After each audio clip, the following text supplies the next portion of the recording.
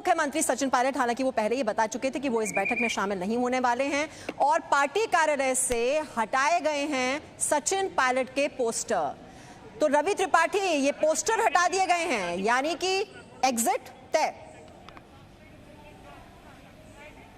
बिल्कुल, देखिए सचिन पायलट राजस्थान कांग्रेस के अध्यक्ष हैं और अगर कांग्रेस दफ्तर से उनके पोस्टर को हटाया जा रहा है तो कांग्रेस कह कुछ और रही है और कर कुछ और रही है। आप देखिए तो कांग्रेस के नेता कह रहे हैं कि उनके दरवाजे खुले हैं, लेकिन दरवाजे किस तरह से खुले हैं? यहीं दिल्ली के आसपास सचिन पायलट भी हैं, यहीं राहुल गांधी है, यहीं सोनिया गांधी है, तो मुलाकात क्यों नहीं हो रही है?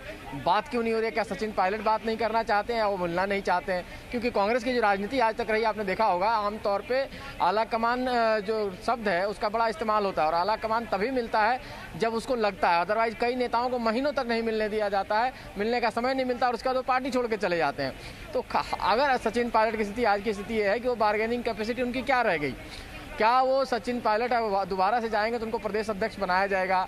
क्या वो डिप्टी सीएम की हैसियत से रहेंगे और उनकी वो स्थिति रहेगी? क्योंकि अब ये भी बता दिया जाएगा अशोक गहलोत की तरफ से कि भाई आपकी वजह से सरकार नहीं गिर सकती है।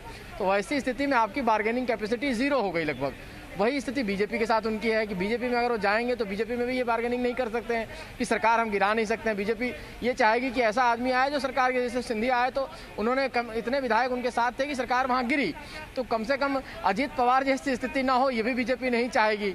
अजीत पवार वाला फार्मूला नहीं हो चाहेगी, सिंधिया का फार्मूला अपनाया जाए। तो सचिन पायलट के लिए अभी स्थिति उहापोह की है कि सचिन पायलट कांग्रेस में जाएंगे तो किसी हैसियत से जाएंगे, उनकी बार्गेनिंग कैपेसिटी एकदम कमजोर हो गई।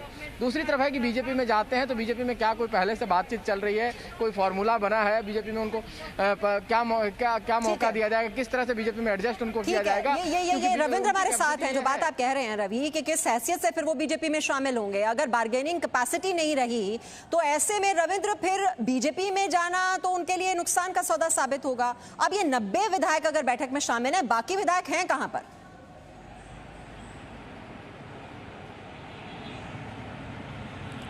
देखिए मीमांसा, जो खबरें आ रही है 90 जो विधायक अभी शामिल हुए हैं उसमें 10 निर्दलीय हैं, जो 13 में से 10 जो निर्दलीय हैं वो शामिल हुए हैं। यानी अगर देखा जाए तो कांग्रेस के, हालांकि इसके बारे में पक्के तौर पर नहीं, लेकिन अगर 90 में 10 निर्दलीय हैं तो 80 कांग्रेस के या फिर और भी सहयोगी हो सकते हैं। तो कांग्रेस के विधायक अगर 90 में देखा जाए तो जो आंकड़ा उनके पास है 107 का, उससे काफ़ी कम है। पहली बात, अभी ये मीटिंग जो 10:30 थी अब शुरू होने वाली है, अभी और विधायक आएंगे उसमें, ये सब कहीं ना कहीं देखने वाली बात होगी। दूसरी बात, संबित पात्रा अगर होंगे तो आखिर बीजेपी सचिन पायलट को क्यों समर्थन कर रही है? कहीं ना कहीं सियासी दुश्मन अपना दोस्त होता है। तीसरी बात यह है कि सचिन पायलट आज बगावत किए हैं और बीजेपी नेताओं से चर्चा शुरू हो गई है, ये कतई नहीं होता है, चाहे वो सिंधिया के साथ हो या दूसरे जो बीजेपी में हैं। ये महीनों से, कई दिनों से वो चर्चा होती है। अगर सचिन पायलट को बीजेपी में लाना है या सचिन पायलट बीजेपी में शामिल होते हैं तो ये महीनों से कवायद इसकी चलते रहती है। इसके पीछे कई बातें होती है, कई तरह की बातें सुनने में भी आता है, आपको भी सुनने में आ रहा होगा। सचिन पायलट के कई संबंध निजी तौर पर हो या सियासी तौर पर हो, वो एक कई वजह होती है। तो माना जा रहा है कि अगर सचिन पायलट आ रहे हैं तो बीजेपी के आला नेताओं से पहले भी कई दौर की बातचीत हो चुकी है या कई तरह के संदेश उसके पास पहुंच चुके हैं। अब जैसा कि रवि बता रहे हैं, जाहिर तौर पर अगर वो 30 से ज्यादा विधायक लेकर आते हैं तो एक कंफर्टेबल स्थिति में होते हैं। आज अगर उनके पास संबित पात्रा, अगर ये अनबन है दूसरे के परिवार में तो आप भी तो उसे भुनाने की पूरी कोशिश करते हैं। आप देखते हैं ज्योतिरादित्य सिंधिया, अगर पहले वो नाराज चल रहे थे तो आप फिर अपने पार्टी नेताओं को भेज देते हैं संपर्क साधने के लिए, और यही अब राजस्थान में देखने को मिल रहा है। देखिए, आपको एक विषय समझना पड़ेगा मीमांसा जी, राजनीति का एक चरित्र होता है, महत्वाकांक्षा बुरी बात नहीं होती है। राजनीति में डूबते हुए जहाज को हर कोई छोड़ना चाहता है और ये उचित भी है। जिस जहाज में कप्तान नहीं है, जो जहाज दिशाहीन है, जो जहाज नेताहीन है, उस जहाज को हर कोई छोड़ना चाहता है। आज कांग्रेस की परिस्थिति वैसी ही है। मैं एक बात कहता हूँ, वो जो फेमस हिंदी गीत है ना, कांटों से खींच के ये आंचल का दोष नहीं है, कांटे का दोष नहीं है, दोष है कि आखिर कांटे में फंसी क्यों आंचल।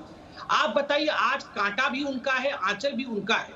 सवाल हमसे पूछा जा रहा है, हमसे क्यों पूछा जा रहा है? सवाल उन्हीं से पूछा जा रहा है। फूल की खुशबू से आप भी तो सम्मोहित करने की कोशिश करते हैं।